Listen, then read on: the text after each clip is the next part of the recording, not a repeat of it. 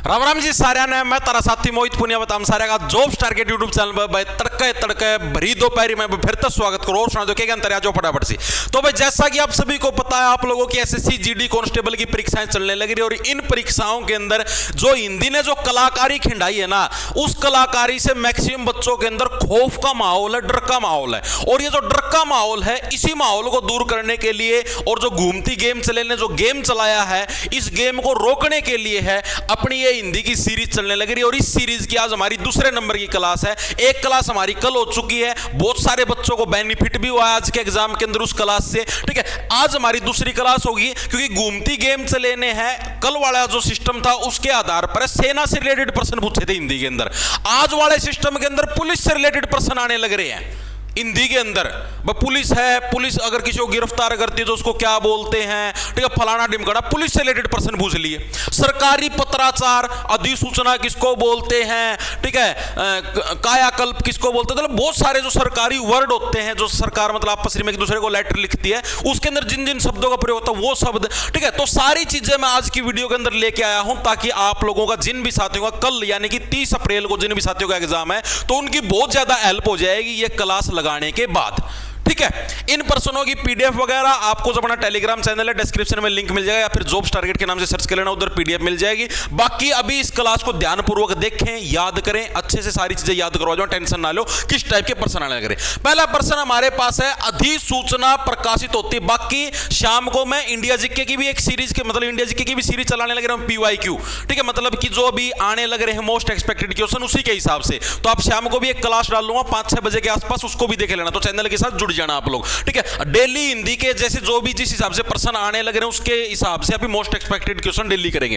अधिसूचना प्रकाशित, अधिसूचना बोलते किसको है? अधिसूचना होती है सरकार अगर कोई भी ऑफिशियल लेटर जारी करती है जिसको हम लोग गजट नोटिफिकेशन बोलते हैं, उसी को अधिसूचना बोलते हैं। उदाहरण के लिए समझाओ जी, जैसे सरकार ने बोल दिया कि भाई अब से एसएससी जीडी की भर्ती के अंदर 20% आरक्षण अग्निवीरों को मिलेगा, तो ये जो नोटिस जारी होता है इसको हम लोग अधिसूचना बोलते हैं। ठीक है, अधिसूचना के बारे में एक चीज याद रखना, इसको सिर्फ सरकार ही जारी कर सकती है, कोई प्राइवेट व्यक्ति जैसे मान लिया मैंने कोई नोटिस काट दिया अब मैंने को दिया अधिसूचना, वो अधिसूचना नहीं होगी। ठीक है, अधिसूचना क्या है? सिर्फ सरकारी गजट होगा, यानी जो नियम कानूनों के अंदर जो चीज परिवर्तन लेके आती है उसी को हम लोग क्या बोलते हैं? अधिसूचना बोलते हैं। ऑप्शन नंबर ए हमारा करेक्ट हो जाएगा। यह प्रश्न बहुत महत्वपूर्ण है, समझ जाओ, किसी दिन इस प्रश्न ने दर्शन दिए थे। अगला प्रश्न आता है, कॉग्निजेबल ऑफेंस की सही परिभाषा क्या है? ये आपसे वर्ड मीनिंग होगा ना, जैसे एसएससी जीडी के मैक्सिमम बच्चे हैं भाई इंग्लिश छोड़ के हिंदी क्यों पढ़ाई थी? क्योंकि इंग्लिश के अंदर हाथ तंग था जी। ठीक है, अब वो इंग्लिश यहां पर भी पीछा नहीं छोड़ने लग रही भाई, हिंदी के अंदर भी इंग्लिश घुसेड़ दी घूमती गेम ने। कॉग्निजेबल ऑफेंस है भाई, इसका सही मतलब क्या होता है? देखो, दो तरीके के अपराध होते हैं, एक कॉग्निजेबल एक नॉन कॉग्निजेबल। कॉग्निजेबल को बोलते हैं संज्ञेय अपराध। संज्ञेय अपराध का मतलब ऐसे अपराध अगर मतलब आप ऐसा अपराध करते तो आपको 10 साल से ज्यादा 7 साल या 7 साल से आपको ज्यादा की सजा मिले जिस अपराध के अंदर, उसको हम लोग संज्ञेय अपराध बोलते हैं। संज्ञेय का मतलब कैसे? जैसे मान लिया किसी की हत्या कर दी तो उसमें 10 साल की सजा है। ठीक है, किसी का मतलब कि रेप कर दिया उसका में भी 10 साल की, तो ये सारे संज्ञेय अपराध होंगे। असंज्ञेय अपराध कौन से होंगे? जिसके अंदर छोटी मोटी चोरी कर दी, किसी का थप्पड़ मार दी, ये असंज्ञेय अपराध है। ठीक है, तो संज्ञेय अपराध को बोलेंगे कॉग्निजेबल ऑफेंस। और अगर आपसे पूछ ले नॉन कॉग्निजेबल ऑफेंस, फर्क है दोनों के अंदर। अगर आपसे क्या पूछ ले नॉन कॉग्निजेबल ऑफेंस, तो उस केस को क्या बोलोगे आप लोग? असंज्ञेय अपराध। कौन से होंगे?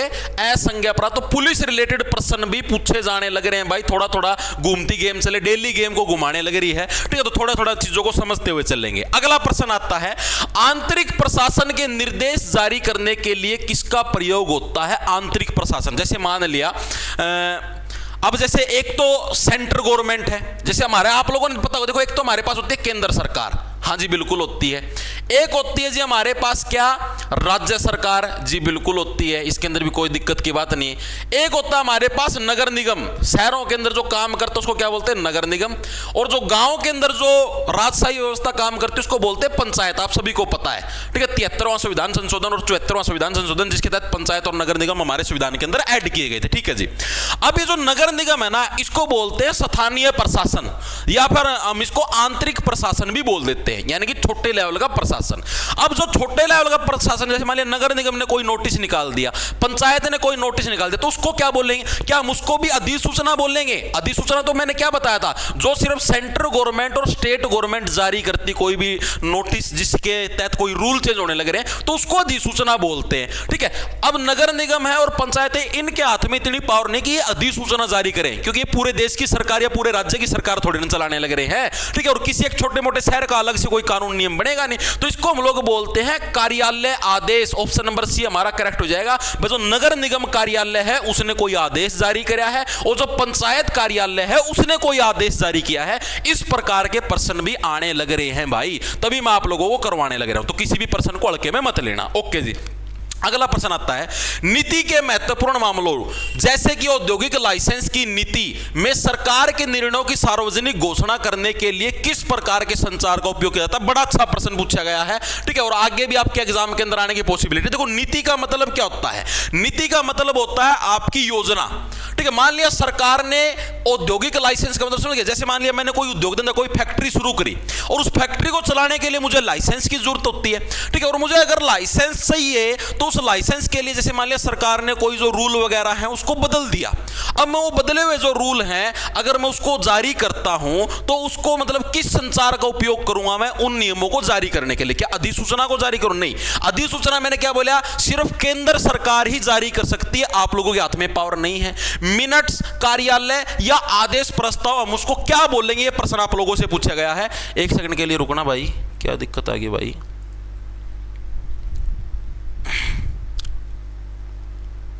वेरी गुड, वेरी गुड, शाबाश। देखो भाई, तो इसका सही आंसर क्या हो जाएगा आप लोगों का? आदेश प्रस्ताव। ऑप्शन नंबर डी हमारा करेक्ट हो जाएगा।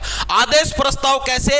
अगर नीति, देखो मैं आपको फिर बता देता हूं, अगर नीति से रिलेटेड कोई भी मामला आ जाए तो उस केस के अंदर आदेश प्रस्ताव होता है, इस चीज को रट लेना। ठीक है, पेपर के अंदर आपको कहीं पर भी नीति शब्द दिख जाए, नीति शब्द आते ही आदेश प्रस्ताव ठोक देना, आपका बिल्कुल करेक्ट हो जाए, कोई भी दिक्कत। कई बार एग्जाम के अंदर आदेश नहीं लिखाएगा, सिर्फ प्रस्ताव लिखाएगा, उस केस में भी आपको ठीक करके आना है। ओके जी, आगे चलते हैं। अगला आता है समन, अंग्रेजी शब्द के लिए हिंदी पारिभाषिक शब्द है। इस तरीके के प्रश्न भी पूछे जाने लग रहे हैं। बच्चों, समन शब्द, समन आप लोगों ने सुना होगा, आप लोग जब पॉलिटी पढ़ते हो, पॉलिटी के अंदर देखा होगा कि कोर्ट ने है उसको समन करके बुलाया। समन का मतलब क्या होता है? किसी को नोटिस जारी करना कि हां भाई तू अदालत के अंदर पेश हो, उसी को हम लोग समन बोलते हैं। ठीक है, यानी विसर्जित करना गलत है, स्थगित करना गलत है, भंग करना गलत है, बुलाना यानी किसी को कोर्ट के अंदर बुलाना। और समन कौन जारी करता है? सिर्फ कोर्ट के हाथ में पावर होती है कि वो किसी भी व्यक्ति के खिलाफ है समन जारी कर सकता है। ओके जी, अगला प्रश्न आता है हमारे पास, बैठक का लिखित विवरण क्या कहलाता है? जैसे सरकार के द्वारा कोई भी बैठक की गई किसी भी मुद्दे के ऊपर, ठीक है, और उस बैठक के अंदर क्या क्या मीटिंग के पॉइंट्स हैं, उन सभी का जो लिखित हुई, जैसे मान लिया आज की बैठक के अंदर ये डिसीजन लिया गया है कि एसएससी जीडी के पेपर में हिंदी के बजाय इंग्लिश का प्रयोग किया जाएगा। आज की बैठक के अंदर ये डिसीजन लिया गया, एसएससी जीडी के पेपर के अंदर पूरा गेम घुमाया जाएगा। तो ये हमारी बैठक के निर्णय हैं। ठीक है, तो इनको लिखित रूप में अगर हम लिखते हैं बैठक के अंदर जो भी चर्चा है, तो उसको हम लोग क्या बोलते हैं? उसको हम लोग कार्यवृत्त बोलते हैं। कार्यवृत्त का मतलब आज की बैठक के अंदर हमने क्या क्या कार्य करे हैं, उसी को हम लोग क्या बोलेंगे जी? कार्यवृत्त बोलेंगे। ओके जी, चीज भी हमारे समझ में आ गई, ऑप्शन नंबर बी हमारा करेक्ट हो जाएगा। ठीक है जी, जैसे आप इसको ऐसे मतलब कार्यवृत्तांत, कार्य का पूरा वर्णन करना, वृत्तांत का मतलब वर्णन करना। ओके जी, अगला प्रश्न आता है, विभागीय सूचना प्रसारित करने हेतु और सभी कर्मचारियों को एक साथ सूचना, मतलब क्या है आपको समझाता हूं। जैसे मान लिया मैं हूं मान लिया शिक्षा विभाग का मान लिया ऐड मान लो, ठीक है, मैं शिक्षा विभाग का ऐड हूं और मेरे विभाग के अंदर जितने भी कर्मचारी हैं, ठीक है, जैसे मान लिया मेरे विभाग के अंदर भाई टोटल 10 कर्मचारी काम करते हैं और मुझे इन कर्मचारियों के लिए कोई नोटिस निकालना है, तो उसको हम लोग क्या बोलेंगे? परिपत्र बोलेंगे, आदेश बोलेंगे, प्रस्ताव बोलेंगे, पत्र बोलेंगे? बताओ क्या बोलेंगे उसको? अच्छा प्रश्न पूछा गया, थोड़ा हाँ डीप है, मैक्सिमम बच्चे इसके अंदर मतलब कि हो सकता है अटक जाएं, लेकिन आसान प्रश्न है, उलझोगे नहीं पेपर के अंदर। अभी कर लोगे तो पेपर के अंदर इजी लपेट दोगे। बहुत बढ़िया, शाबाश, बिल्कुल। तो इसको हम लोग क्या बोलते हैं? इसको बोलते हैं परिपत्र। परिपत्र इसको इंग्लिश में क्या बोलेंगे? कई बार आपसे इंग्लिश में पूछ लेगा, सर्कुलर। ठीक है, इसको इंग्लिश में याद रखोगे तो और भी अच्छा होगा। सर्कुलर मतलब ऑफिस के अंदर जितने भी कर्मचारी उनके अंदर इसको सर्कुलेट कर दो, इस आदेश को। ठीक है, मैंने क्या बोला? विभागीय सूचना प्रसारित करने हेतु भाई इस विभाग के अंदर विभाग से रिलेटेड कोई भी आप चेंज करने लग रहे हैं या कुछ भी नई चीज का आप उद्घाटन करने लग रहे हैं तो उसकी सूचना प्रसारित करने तो सभी कर्मचारियों के लिए क्या हम लोग परिपत्र जिसको सर्कुलर बोलते हैं, ठीक है। ऐसे समझ लो भाई हमारे विभाग की जितनी भी परियां हैं उनके लिए हम लोग एक पत्र जारी करने लग रहे हैं, ठीक है, तो उसको परिपत्र बोलेंगे। ओके जी। अगला आता हमारे पास किस विकल्प में एंडोर्समेंट का समकक्ष हिंदी परिभाषिक शब्द नहीं है। एंडोर्समेंट का मीनिंग पूछा भाई, कौन सा शब्द है जो कि एंडोर्समेंट शब्द को है मतलब डिफाइन नहीं करता, उसकी जो वर्ड मीनिंग उसको नहीं बताता। बेचान गलत, ये एंडोर्समेंट का मतलब होता है समर्थन करना, बिल्कुल से ये पृष्ठांकन करना, बिल्कुल से मूल्यांकन। मूल्यांकन होता है इवोल्यूशन, जैसे इवैल्यूएशन आपने सुना होगा, इवैल्यूएशन, ठीक है भाई, इसकी इवैल्यूएशन करना उसको मूल्यांकन करना बोलते हैं, ठीक है, कि हाँ भाई ये बंदा कितना होशियार है। जैसे आपका इवैल्यूएशन करने के लिए एसएससी क्या लेती है, पेपर लेती है एसएससी जीडी का, ठीक है, आपका फिजिकल भी होता है, तो ये इवैल्यूएशन है यानी आपका मूल्यांकन किया जाने लग रहा है, ठीक है। तो ऑप्शन नंबर डी हमारा करेक्ट हो जाएगा भाई। ये क्या है आपका एंडोर्समेंट का मतलब नहीं होता। तो देखो भैया जो शब्द अर्थ है ना, ये हिंदी के अगर आप छात्र हो ना तो एक बार के लिए आप ये क्लासेस जरूर देख के जाना, क्योंकि जैसे जो मतलब नॉर्मल एसएससी वगैरह की तैयारी जिसने करी सीएचएसएल सीजीएल सीपीओ वो इजीली लपेट दे, क्योंकि वोकैबुलरी के अंदर ये हर साल पूछते हैं तो उनको कोई परेशानी नहीं होगी। लेकिन जिन साथियों ने स्पेशल हिंदी ले रखी, जिनकी इंग्लिश के अंदर हाथ तंग है, ठीक है, तो उन साथियों को इसके अंदर परेशानी आएगी भाई। अगला प्रश्न देखो, अगला क्या हमारे पास, सर्कुलर का हिंदी रूप क्या है। अभी अभी हमने पढ़ा था सर्कुलर का हिंदी रूप क्या होगा, परिपत्र। भाई जितनी भी परियां उन सभी को पत्र लिख दो यानी सर्कुलर जारी कर दो। ऑप्शन नंबर बी हमारा करेक्ट हो जाएगा। ओके जी। अगला प्रश्न आता है ज्ञापन का प्रयोग किसके लिए होता है। मैंने अभी अभी आप लोगों को बताया था, जैसे आपने कल की क्लास के अंदर भी आपने बात करी थी ज्ञापन देना, ठीक है। ज्ञापन को इंग्लिश के अंदर क्या बोलते हैं, मेमोरेंडम। कल मैंने आप लोगों को बताया मेमोरेंडम करवाना मतलब ज्ञापन देना। याद आया नहीं आया, कल मैंने आपको महत्वपूर्ण शब्दावली करवाई थी क्लास के आखिर में, ठीक है। तो ज्ञापन का प्रयोग किसके लिए होता है। आप लोगों ने देखा होगा कि जब भी जैसे सरकार आपकी बात नहीं मानती, कोई पेपर लीक हो गया तो उस केस के अंदर आप सभी लोग आंदोलन करते हो और सरकार को ज्ञापन सौंपते हो। सार्वजनिक घोषणा करना, विभागीय पत्राचार, कानून निर्माण या आदेश जारी करना, क्या होता है ज्ञापन, बताओ। अच्छा प्रश्न है, ऑप्शन भी ऐसे दे रखे हैं कि बच्चा कंफ्यूज होगा ही होगा, ठीक है। इसीलिए तो मैं लेके आऊंगी क्वेश्चन, ताकि आप लोगों को मैं एग्जाम के हिसाब से अच्छी तरीके से तैयार कर दूं, ठीक है। पेपर के अंदर तुम्हारा पतन नहीं होगा, तुम पेपर का पतन कर दोगे। वेरी गुड भाई, शाबाश। मैक्सिमम बच्चों का सही आंसर है, मैक्सिमम बच्चों ने आंसर दिया है आप लोगों का विभागीय पत्राचार। शाबाश भाई, सबका बिल्कुल सही। विभागीय पत्राचार जिस भी साथी का है बिल्कुल सही भाई। तो ऑप्शन नंबर हमारा बी है करेक्ट जो विभागीय पत्राचार। ये कैसे हो गया जी, ज्ञापन। देखो ज्ञापन आप लोगों ने सुना भाई, ज्ञापन सौंप दिया हमने डीसी साहब को ज्ञापन सौंपा। डीसी साहब को ज्ञापन सौंपने का मतलब क्या है, हमने कोई हमारी मांगे हैं, डिमांड है, डीसी साहब को सौंपी और वो डीसी साहब हैं, अब उन्हीं मांगों को आगे सरकार तक पहुंचाएंगे। यानी एक विभाग से दूसरे विभाग में, दूसरे से तीसरे विभाग में, इस तरीके से वो हमारी मांगे क्या है आगे तक जाएंगी। तो इसी को हम लोग क्या बोलते हैं, विभागीय पत्राचार बोलते हैं। ज्ञापन का प्रयोग किसके लिए होता है, एक विभाग से दूसरे विभाग और फिर ऊपर सीएम तक जो चीज आती है उसी को हम लोग विभागीय पत्राचार हम लोग बोलते हैं। तो ऑप्शन नंबर बी हमारा करेक्ट हो जाएगा। ओके जी।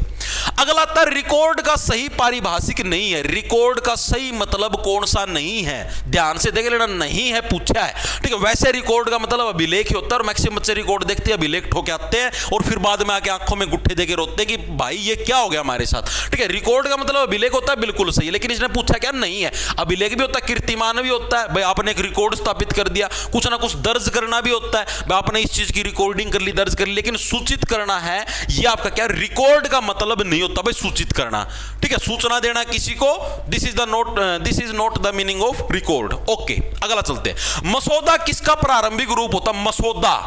भाई आपने जैसे आप लोगों ने सुना होगा मसौदा समिति का गठन हुआ, प्रारूप समिति को मसौदा समिति के नाम से भी जाना जाता है। मसौदा का मतलब क्या होता है, अंतिम आदेश, प्रस्ताव, दस्तावेज का प्रारूप या सूचना। तो जो भी हमारा दस्तावेज, प्रारूप समिति, मसौदा समिति, याद आया नहीं आया, आप ही पढ़ते पॉलिटी के अंदर, तो दस्तावेज का जो प्रारूप होता है उसी को हम लोग क्या बोलते हैं जी, मसौदे के नाम से जानते हैं, ठीक है। और मसौदे के अंदर से अगर हम लोग मैं हटा दे तो क्या बन जाएगा, सौदा। अरे ओके, सौदा साहब है चलो भाई आगे चलते हैं। नियम और अधिनियम में क्या अंतर है? बड़ा अच्छा प्रश्न पूछा गया भाई। नियम और अधिनियम कोई अंतर नहीं है, ऐसा तो नहीं है। अधिनियम संसद बनाती है, मैंने आपको बताया था सरकार है वो अधिनियम बनाती है, और नियम क्या है? प्रशासन बनाता है। जैसे आपका नगर निगम हो गया और आपका क्या हो गया? पंचायत हो गया। ये लोग क्या करते हैं? नियम बनाने का काम करते हैं। और अधिनियम कौन बनाती है? केंद्र सरकार होगी, राज्य सरकार होगी, वो आपकी अधिनियम बनाती है। ठीक है, ओके जी, आगे चलते हैं।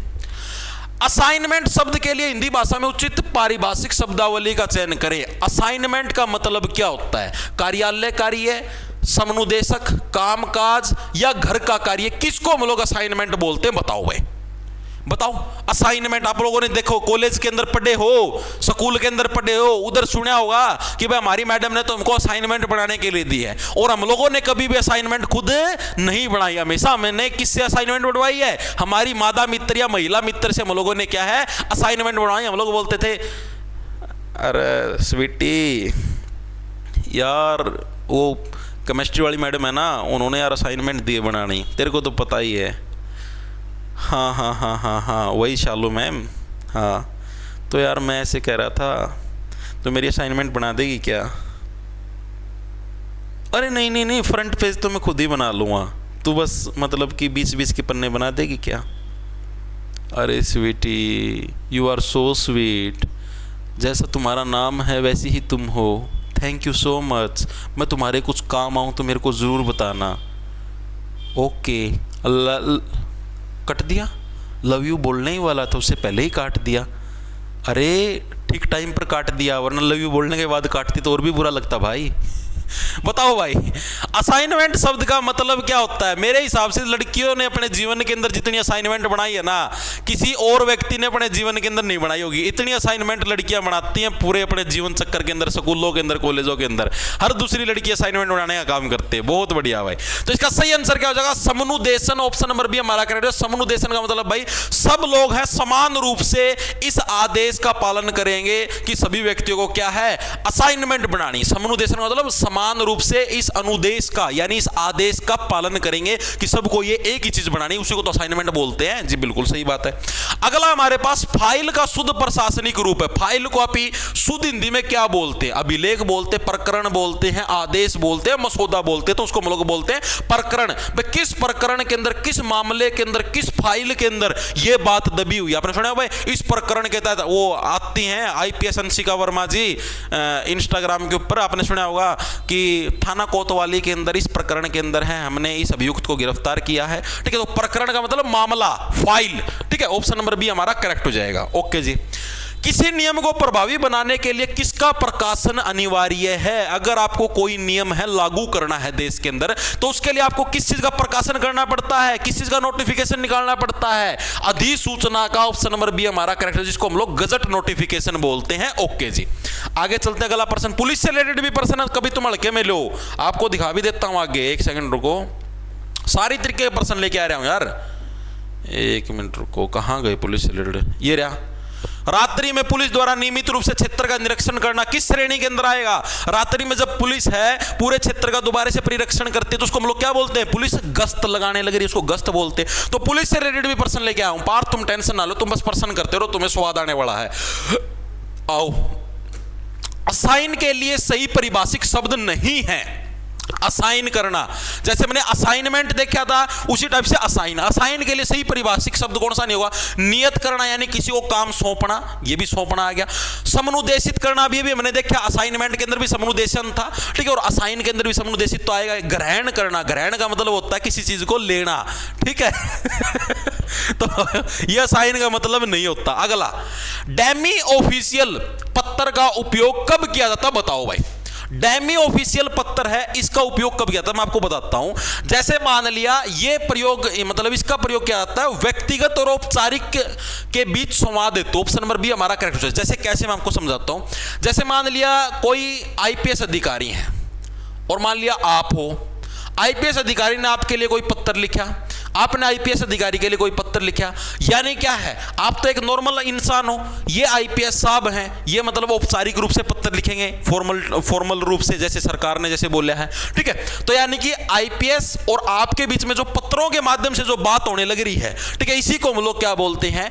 डेमी ऑफिशियल, यानी कि व्यक्तिगत व औपचारिक औपचारिक व्यक्ति के बीच में संवाद हेतु हम लोग किसका यूज करते हैं, डेमी ऑफिशियल पत्र का, तो इसको भी याद रखना। ओके जी, अगला चलते हैं, अर्ध सरकारी पत्र का दूसरा नाम क्या है? अर्ध सरकारी का मतलब आधा सरकारी पत्र।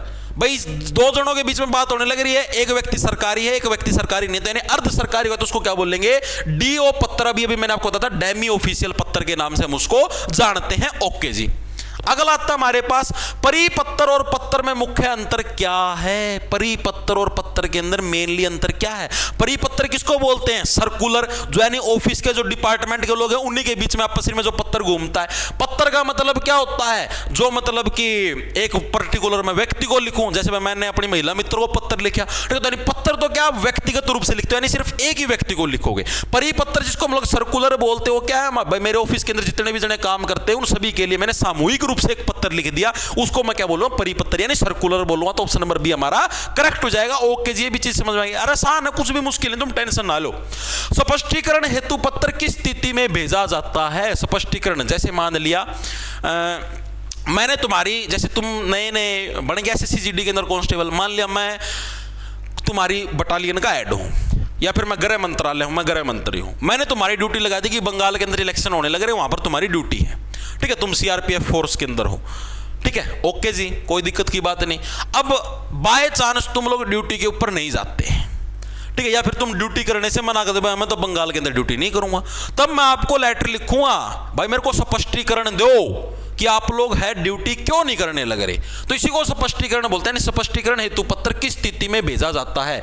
आदेश देने हेतु, जानकारी मांगने हेतु, कानून बनाया प्रस्ताव, यानी जानकारी मांगने लग रही सरकार आपसे, भाई तू क्यों नहीं आने लग रहा ड्यूटी के ऊपर, तो इसी को क्या बोलते हैं, स्पष्टीकरण देना, यानी जानकारी मांगने हेतु। ओके जी, अगला आता हमारे पास अनुस्मारक का अर्थ क्या है? अनुस्मारक का मतलब नया आदेश, स्मरण पत्र या प्रस्ताव या दिशा। देखो स्मारक का मतलब क्या हो गया, स्मरण करना, यानी इसको बोलते हैं हम लोग रिमाइंडर, इंग्लिश में क्या बोलेंगे, रिमाइंडर, यानी आपको रिमाइंड करवाना कि हाँ भाई तेरे को हमने ये आदेश दिया था कि तेरे राज्य के अंदर जितनी भी वैकेंसी है उन वैकेंसियों का हमको ब्यौरा दे, हमने तेरे को ये पत्र लिखा था लेकिन तूने अभी तक ब्यौरा नहीं दिया, तो इसको क्या बोलेंगे, रिमाइंडर लेटर, यानी अनुस्मारक पत्र, इसको क्या बोलेंगे, स्मरण पत्र, यानी तुमको दोबारा से स्मरण करवाना, याद करवाना। ओके जी, अगला आता हमारे पास डाक प्रेषण रजिस्टर का उपयोग किसके लिए किया जाता है? डाक प्रेषण रजिस्टर आदेश लिखने हेतु, अधिसूचना हेतु, प्रस्ताव बनाने हेतु, भेजे गए पत्रों का विवरण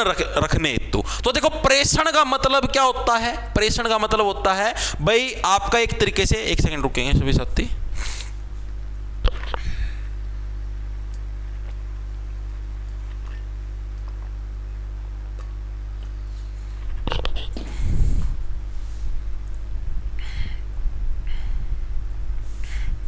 बाईस मिनट की क्लास हुई अभी तो यार, एक आधे तो इबे पहला ब्याह गई बोले जी बस और नहीं, इतना मकाम थोड़ी इंसान लगा, 50 क्वेश्चन लेके आ रहा हूँ मेरे भाई, अभी तो कितने हुए हैं, कितने 23वें क्वेश्चन के ऊपर आए हैं यार, अभी तो अच्छा खास मतलब नो समझ लो, इतनी मिनट की क्लास और लग जाएगी, 40-50 मिनट की क्लास तो होगी भाई, तभी तो बात बनेगी। वेरी गुड भाई, एक सेकंड रुकेंगे सभी साथी।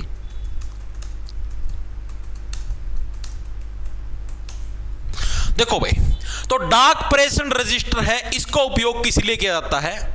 वेरी गुड, तो इसका उपयोग है भेजे गए पत्रों का विवरण रखने, तो हम लोग क्या डाक प्रेषण रजिस्टर का हम लोग प्रयोग करते हैं। प्रेषण का मतलब क्या होता है, जिसको भी लेटर लिखा जाता है उसका नाम वगैरह जो हम कुंडली वगैरह लिखते हैं उसको प्रेषण बोलते हैं, ठीक है, प्रेषण के अंदर, यानी जिसको लेटर भेजा जाता है उसकी सारी कुंडली किसके अंदर लिखी जाती है? प्रेषण के अंदर लिखी जाती है, ठीक है, यानी प्रेषण मतलब जिसको हम लोग मतलब कि जिसके लिए हम लोग प्रे करने लग रहे हैं कि ये भाई साहब हमारा पत्र ले लो, ठीक है, यानी भेजे गए पत्रों का विवरण रखने, तो भाई हमने कहां कहां पर कौन कौन से लेटर वगैरह भेजे, तो इसका हिसाब किताब रखने के लिए डाक प्रेषण रजिस्टर का उपयोग किया जाता है अलग अलग विभागों के अंदर। ओके जी, अगला आता हमारे पास प्राप्त रसीद का संबंध किससे है?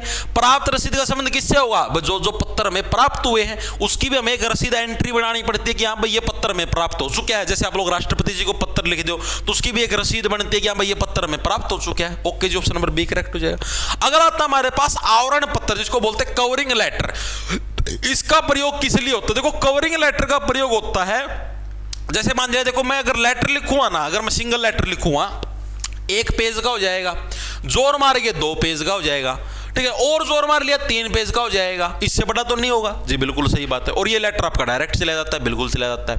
अगर मुझे मान लिया अपने लेटर के साथ कुछ प्रूफ्स भी भेजने, जैसे आप लोगों ने देखा कुछ भर्तियां ऐसी होती हैं जिनके फॉर्म ऑफलाइन भरवाए जाते हैं, और अगर आपकी किसी भर्ती का फॉर्म ऑफलाइन भरवाया जाता है तो उसके साथ आपको अपने डॉक्यूमेंट भी भेजने पड़ते हैं, लाइक आपकी 10वीं की डीएमसी, +2 की डीएमसी, ठीक है, आपका आधार कार्ड की फोटोकॉपी वगैरह वगैरह, ये सारी इंफॉर्मेशन भेजनी पड़ती है, ठीक है। तो इसको हम लोग क्या बोलते हैं, संलग्न करना। संलग्न का मतलब उसके साथ मतलब ऐसे चिपका के किसी चीज को भेजना, यानी दस्तावेजों को संलग्न करने हेतु, यानी दस्तावेजों को चिपका के भेजने हेतु हम लोग क्या है, आवरण पत्र यानी कवरिंग लेटर का प्रयोग करते हैं। ओके जी, यानी कवरिंग लेटर मतलब समझ गया ना, मतलब भाई लेटर के साथ जो भी एंड पेंड जो भी सिस्टम है, फोटो वगैरह सारी उस लिफाफे के अंदर डाल के हम लोग आगे पहुंचाने लग रहे हैं, उसी को बोलते हैं आवरण पत्र। ओके जी।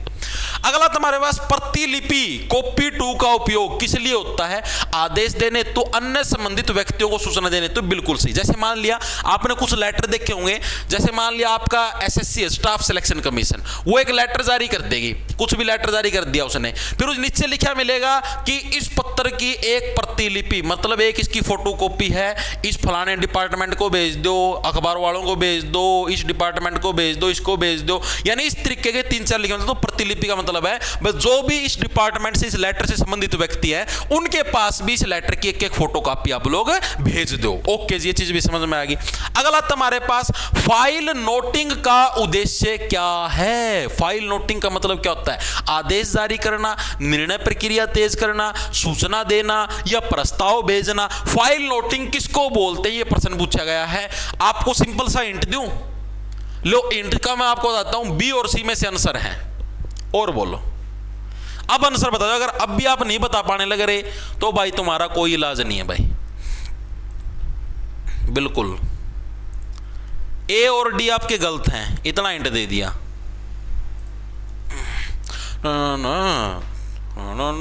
बिल्कुल भाई। तो ऑप्शन नंबर बी हमारा क्या है, निर्णय प्रक्रिया तेज करना, इसी को हम लोग बोलते हैं फाइल नोटिंग। ठीक है, आप लोगों ने सुना होगा कि साहब प्लीज मेरी फाइल है, मेरे मामले को ऊपर भी थोड़ा ध्यान दे लो। ठीक है, तो साहब क्या बोलेंगे, मैंने तुम्हारी फाइल को नोट कर लिया है, अब इसके ऊपर जो भी कार्रवाई वगैरह या जो भी हम लोगों को करना है उसको हम लोग तेज तरीके से करें, निर्णय प्रक्रिया तेज करना, उसको बोलते हैं फाइल नोटिंग। ओके जी। अगला आता समापन। क्लोजर के अंदर क्या आता है, क्लोजर का मतलब जैसे कोई भी पत्र होता है, उस पत्र का जो समापन होता है, जो नीचे हम लोग लिखते क्या लिखते हैं, भवदीय, आपका प्रिय छात्र, आपका प्रिय बेटा। ठीक है, तो उसके अंदर हम लोग क्या लिखते हैं, क्लोजर के अंदर हम लोग हस्ताक्षर भी मारते हैं, भाई आपका प्रिय बेटा मोहित, ठीक है, आपका प्रिय बेटा राकेश, आपका प्रिय बेटा संदीप। ठीक है, तो उसको नीचे हम लोग हस्ताक्षर मारते हैं क्लोजर के अंदर। ओके जी। अगला आता हमारे पास अनुस्मारक का प्रयोग किस स्थिति में किया जाता है। अनुस्मारक का प्रयोग कब किया जाता है, अनुस्मारक का मतलब उसको स्मरण करवाने के लिए, उसको याद दिलाने के लिए, मैंने आपको बताया स्मरण करवाने के लिए। ठीक है, स्मरण कब करवाते हैं, जब अगला व्यक्ति उसके ऊपर कुछ कार्रवाई नहीं करता, यानी उत्तर न मिलने पर। ठीक है, जैसे मान लिया मैंने कोई लेटर भेज दिया, अगले बंदे ने अभी तक हमको उस चीज का कोई रिप्लाई नहीं किया है, तो उस केस के अंदर क्या हम उसको अनुस्मारक जारी करेंगे। ले भाई तेरे को हम लोग स्मरण करवाने लगे, याद करवाने लगे रहे कि हाँ इस चीज का भी लेटर जारी कर दे भाई, आम भी हाँ धरती पे। ठीक है, ओके जी। अगला था नोट शीट का उपयोग कहां होता है, बाहरी पत्राचार, आंतरिक टिप्पणी, अधिसूचना या प्रस्ताव। तो आंतरिक टिप्पणी नहीं, नोट शीट कैसे, मेरे पास एक छोटी सी डायरी मिलेगी, उस डायरी के अंदर मैं हर चीज को नोट कर लेता हूं। जैसे मैं मान लिया मैंने नोट कर लिया कि हाँ भाई इस, जैसे पुलिस के अंदर आप लोगों ने अक्सर देखा हो, पुलिस वाले अपने हाथ में एक डायरी रखते हैं, जहां पर भी कोई क्राइम होता है वहां पर उस डायरी के अंदर लिखेंगे ऐसे, हाँ भाई डेड बॉडी के पास ये प्रूफ मिला वगैरह वगैरह, तो उसको नोट शीट बोले, यानी अपनी तरफ से खुद टिप्पणी करेंगे कि हाँ भाई उसके पास हरी चुन्नी थी, फलाना निमगाना, तो इस तरीके से आंतरिक टिप्पणी करना। अगला, आवरण पत्र का प्रयोग कब किया जाता है। आवरण पत्र कब होता है, आदेश देने के लिए, दस्तावेज भेजने के लिए, प्रस्ताव रखने के लिए, सूचना देने के अंदर। मैंने अभी बताया था आवरण करना उस चीज को, बताओ अभी 2 मिनट पहले बताया था तुम लोगों को।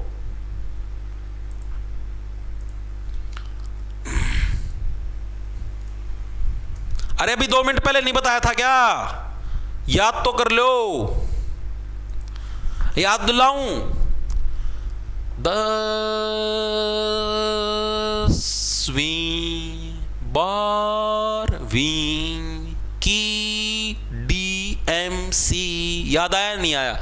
ठीक है। तो यानी दस्तावेज भेजते समय आप किसी को दस्तावेज भेजने लग रहे हो तो उसी के लिए तो आवरण का यूज किया जाता है। आवरण का मतलब भाई संलग्न करने के लिए, भाई इस पत्र के साथ है मैं ये डॉक्यूमेंट अपने संलग्न करने लग रहा हूं तो उसी को तो आवरण पत्र बोलते हैं पार्थ। ओके जी। अगला प्रश्न है, रात्रि में पुलिस द्वारा नियमित रूप से क्षेत्र का निरीक्षण करना किस श्रेणी में आएगा? यह प्रश्न भाई कल शाम को पूछा जा सकता है। रात्रि में पुलिस द्वारा नियमित रूप से क्षेत्र का निरीक्षण करना किस श्रेणी के अंदर है? तो उसको बोलते हैं पुलिस गश्त लगाने लग रही है। तो ऑप्शन नंबर सी हमारा करेक्ट हो जाएगा। ओके जी। अगला आता हमारे पास, किसी व्यक्ति को कानूनी अधिकार के तहत स्वतंत्रता से वंचित करना क्या कहलाता है? आपके पास कानूनी अधिकार है और उस कानूनी अधिकार के तहत है आप कोई व्यक्ति स्वतंत्र रूप से आजादी से घूमने लग रहे हैं, आप उसकी स्वतंत्रता को वंचित करने लग रहे हो, आप उसकी स्वतंत्रता खत्म करने लगे, इसका मतलब क्या है? आप उसको गिरफ्तार करने लग रहे हो। ऑप्शन नंबर बी करेक्ट हो जाएगा। अब यहां पर दो चीजें आती है, आप समझो। अगर हम किसी व्यक्ति को कानूनी रूप से उसकी स्वतंत्रता समाप्त करने लग रहे हैं तो उसको तो बोले गिरफ्तारी, ठीक है, स्वतंत्रता समाप्त। अगर हम बिना कानूनी रूप से स्वतंत्रता समाप्त करें, बिना कानूनी रूप से, तो उसको बोलते हैं हिरासत में लेना, ठीक है। जैसे पुलिस डायरेक्ट हिरासत में ले लेती है, आप लोगों ने देखा जब भी एसएससी वाले टीचर होते हैं बड़े, ठीक है, ये किसी चीज के लिए आंदोलन करते हैं तो पुलिस उनको हिरासत में ले लेती है, ठीक है, तो उसको हिरासत में लेना बोलते हैं। नॉर्मल मतलब डिटेंशन करना, तो सुना डिटेन कर लिया, ठीक है। आगे चलते हैं। हिरासत और गिरफ्तारी में मूल अंतर क्या है? हिरासत क्या होती है? अस्थायी होती है, ठीक है, 2 दिन के लिए पुलिस थाने के अंदर आपको गिरफ्तार रख ले। गिरफ्तारी कानूनी प्रक्रिया है, आपने कोई अपराध करा उस केस के अंदर आपकी गिरफ्तारी होगी, ठीक है। तो ऑप्शन नंबर भी दोनों के अंदर डिफरेंस है। ओके जी। अगला आता हमारे पास, किसी अपराध के तथ्यों की क्रमबद्ध जांच करना, उसको क्या बोलते हैं? कोई अपराध है उसकी आप इन्वेस्टिगेशन करने लगे हो, इन्वेस्टिगेशन को हिंदी में अन्वेषण बोलते हैं। ऑप्शन नंबर सी करेक्ट हो जाए। इसको लिख लो, क्या पता आपसे हिंदी के अंदर पूछ भी ले, ठीक है, आपसे पूछ लेगा इन्वेस्टिगेशन शब्द का क्या अर्थ है पुलिस की जांच प्रक्रिया के अंदर, ठीक है। तो आपको पता होना चाहिए इन्वेस्टिगेशन का अर्थ क्या होता है? अन्वेषण करना यानी जांच करना, ठीक है, तो याद रखना, पूछा जा सकता है। अगला आता है, निरोध शब्द का प्रयोग सामान्यतः कब होता है? निरोध शब्द का प्रयोग पता होगा सभी साथियों को, कब होता है निरोध शब्द का प्रयोग? निरोध का प्रयोग करो, है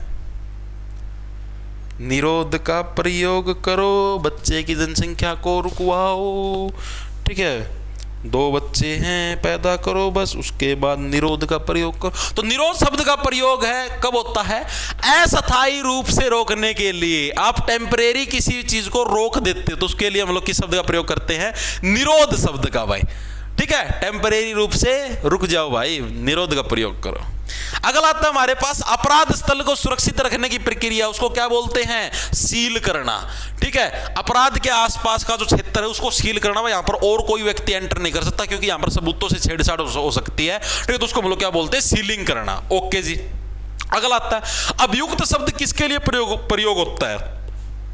देखो पुलिस डिपार्टमेंट के अंदर 2-3 शब्द प्रयोग होते हैं, एक आरोपी, एक अभियुक्त, ठीक है। तो अभियुक्त किसके लिए होता है?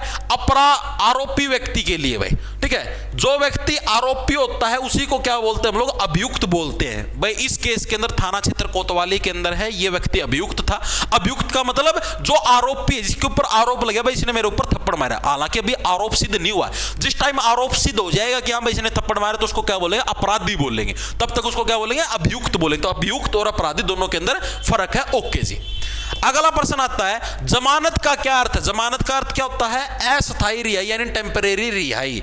आपने कोई अपराध कर दिया, ठीक है, कोर्ट ने मतलब अभी उस चीज की जांच चलने लग रही है, आप लोग बोल दो कोर्ट को कि जी माननीय कोर्ट, हम लोग है कहीं पर भी नहीं जाएंगे, हम लोग देश के अंदर ही रहेंगे, आप हमारा पासपोर्ट वगैरह जब्त कर लो चाहे कुछ कर लो, ठीक है, जब भी आप बुलाओगे हम लोग कोर्ट के अंदर पेश हो जाएंगे, हमको मतलब जेल के अंदर मत रखो, जिस दिन अपराध सिद्ध हो जाए उस दिन जेल के अंदर डाल देना, ठीक है। तो उसको क्या बोलेंगे? उसको बोलते हैं अस्थायी रिहाई यानी टेम्परेरी रूप से आप रिहा हो, जिस दिन अपराध सिद्ध हो गया उस दिन जेल के अंदर जाओगे, ठीक है, तो उसको जमानत बोलते हैं।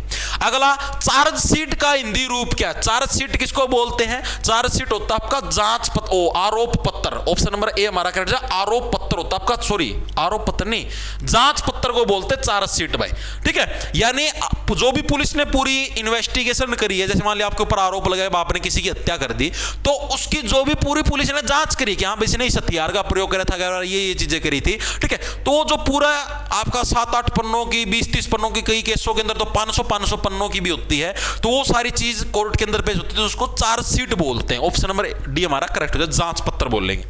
अगला प्रश्न आता है अभियोजन का संबंध किससे है? अभियोजन जांच से, अदालत में केस चलाने से, गश्त से या तलाशी से। अभियोजन किसको बोलेंगे? अदालत में केस चलाने से। भाई ऑप्शन नंबर बी हमारा करेक्ट हो जाएगा कि हाँ भाई आप अदालत के अंदर केस चलाने लगे तो उसको क्या बोलेंगे? अभियोजन। ठीक है भाई, इसके ऊपर अभियोजन चलने गया, अब हम लोग अभियोजन चलाएंगे, अब हम लोग केस चलाएंगे। तो इन शब्दों का प्रयोग आपसे पूछा गया है सीसीजीडी की हिंदी के अंदर।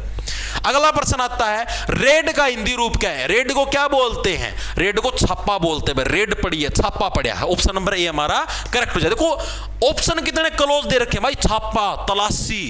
मैक्सिमम बच्चे इसी के अंदर कंफ्यूज, तलाशी को रेड ठोक आएंगे, उसको बोलो अलग चीज है भाई। डिटेंशन का सही अर्थ क्या मैंने बोला था? डिटेंशन किसको बोलेंगे?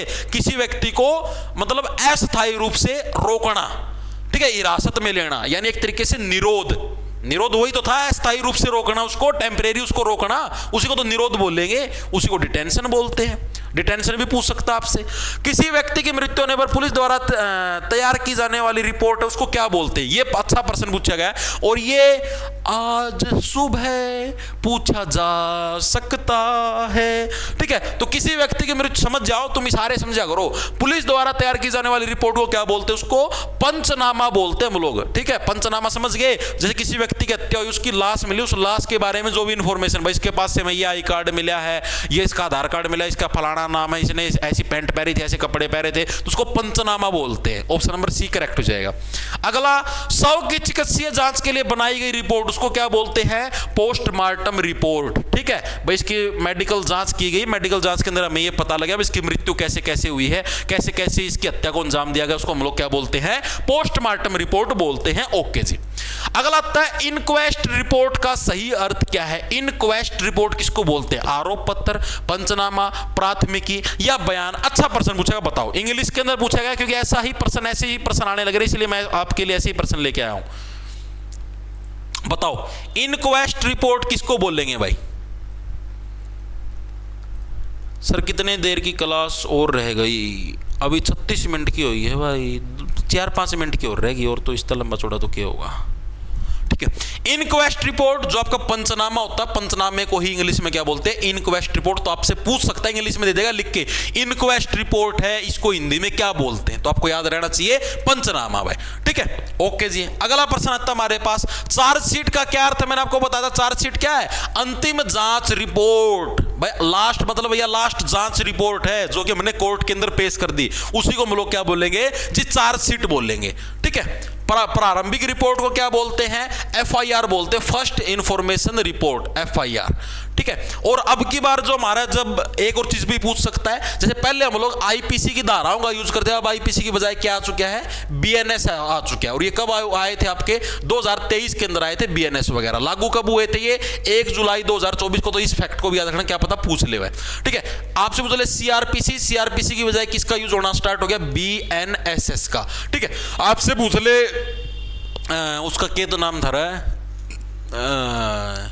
इंडियन, उसको क्या बोलते हैं? साक्ष्य होते हैं जो साक्ष्य, प्रूफ। प्रूफ को इंग्लिश में क्या बोलते? प्रूफ है बोल लेना है। इंडियन था तो यार उसका कुछ था मतलब उसको अब हिंदी में बोलना लग गए बीएसए, भारतीय साक्ष्य अधिनियम। ठीक है, ये तीनों के तीनों 2023 के अंदर आए थे भाई, तीनों। ठीक है, लागू कब हुए थे? तीनों के तीनों हमारे 1 जुलाई 2024 को लागू हुए थे। इसकी फुल फॉर्म याद रखना, भारतीय न्याय संहिता, भारतीय नागरिक सुरक्षा संहिता, भारतीय साक्ष्य अधिनियम। हाँ याद आ गया, इंडियन एविडेंस एक्ट, IEA। ठीक है, इसको अब बीएसए बोलने लगे, तो ये चीजें भी आपसे पूछ सकता है।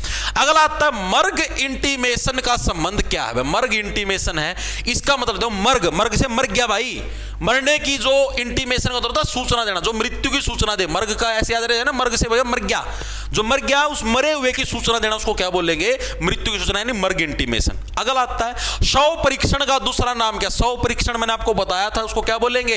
पोस्टमार्टम। आप शव है, शव का परीक्षण करने लग रहे हो तो उसको बोलते हैं पोस्टमार्टम। ऑप्शन नंबर बी हमारा करेक्ट हो जाएगा। ओके जी। अगला आता आप लोगों के पास प्रश्न, केस डायरी का उपयोग किसमें होता है?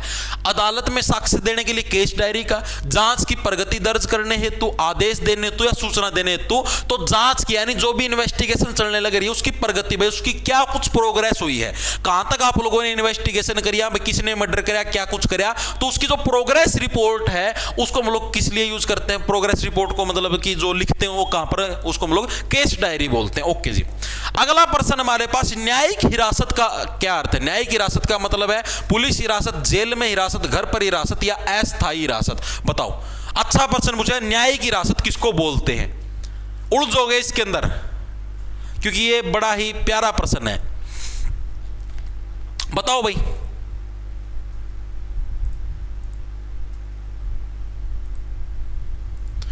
न्यायिक हिरासत का क्या अर्थ है? बताओ बताओ पार्थ, बताओ।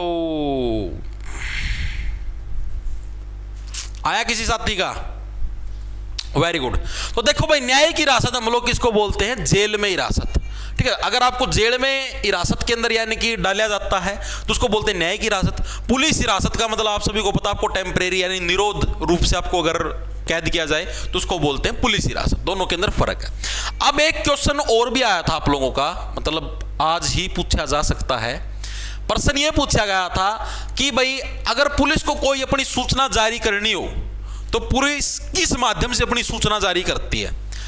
उसके अंदर ऑप्शन दे रखे थे, सोशल मीडिया, नहीं सोशल मीडिया नहीं था, कुछ था जैसे कि, एक सेकंड रुको, मेरे पास प्रश्न भी है शायद, मैं आपको अभी बताता हूँ, एक सेकंड के लिए रुकेंगे सभी साथी। मतलब मेरे अभी थोड़ा भूल गया मैं, प्रश्न था तो ये था, पुलिस सूचना किस पर जारी करती है? मतलब मोबाइल पे सूचना जारी करती है, मोबाइल पे सूचना जारी करती है, या वायरल करके सूचना जारी करती है, या लेटर के माध्यम से सूचना जारी करती है? एक और ऑप्शन था, तो उसके अंदर लेटर करेक्ट आएगा। ठीक है, पुलिस हो चाहे कोई भी हो, लेटर यानी पत्र के माध्यम से ही तो सूचना जारी करती है। ठीक है, या फिर अगर मतलब इस, और यह जो साथी था इसके पास वो था नहीं, मतलब कि क्या बोलते हैं, ऑप्शन इसके याद नहीं थे, तो इस तरीके से पूछा जाएगा, लेटर के माध्यम से, या फिर आपसे आ जाएगा मतलब अगर ऑप्शन के अंदर आएगा सरकारी पत्रिका। ठीक है, सरकारी पत्रिका वगैरह ऐसा कुछ रूल नहीं होता, या फिर अखबार आ सकता है आपके पास ऑप्शन में, अखबार के माध्यम से भी पुलिस सूचना जारी करती है। ठीक है, तो ये दो ऑप्शन आ सकते हैं आप लोगों के पास। उस बच्चे को ऑप्शन सारे याद नहीं थे, उसके दो ही थे, मोबाइल वायरल, ये आपका गलत है। मोबाइल के माध्यम से पुलिस कभी भी सूचना जारी नहीं करती। ठीक है, सूचना या तो ऑफिशियल लेटर होगा या अखबार होगा। ठीक है, तो इन चीजों के माध्यम से आपका, और सरकारी गजट तो बिल्कुल, सरकारी गजट तो सिर्फ संसद यानी सरकार ही जारी कर सकती है, पुलिस वगैरह गजट नोटिफिकेशन जारी नहीं कर सकती। तो इस फैक्ट को याद रखना, ये प्रश्न पूछा गया था तभी मैं आपको बताने लग रहा हूं। ठीक है, तो ये थे भाई आपके, मैंने आपको टोटल 51 प्रश्न करवा दिए हैं, पुलिस डिपार्टमेंट से रिलेटेड भी, पत्राचार से रिलेटेड भी, वर्ड मीनिंग से रिलेटेड भी। आगे आने वाली शिफ्टों के अंदर आगे किस तरीके के प्रश्न आने लग रहे हैं वो आप लोग मेरे को टेलीग्राम या व्हाट्सएप के ऊपर मैसेज कर देना। व्हाट्सएप नंबर है आप लोगों को डिस्क्रिप्शन के अंदर मिल जाएगा। ठीक है, और अपने टेलीग्राम चैनल को ज्वाइन कर लेना, उधर आपको इन प्रश्नों की पीडीएफ मिल जाएगी, और शाम को अपनी जीके की क्लास लगेगी। ठीक है, इसी तरीके से मोस्ट एक्सपेक्टेड क्वेश्चन के साथ। इसके अलावा आप अपने चैनल के साथ जुड़ जाना, क्योंकि हिंदी की कल भी एक क्लास डलेगी जो आज जिस तरीके के प्रश्न आने लग रहे हैं उनके बिहार पर, ताकि आगे आने वाली शिफ्टों को दिक्कत ना हो। इसलिए तो आप लोग चैनल के साथ जुड़ सकते हो। लंडा जो क्लास कैसी लगी कमेंट करके जरूर बता देना भाई।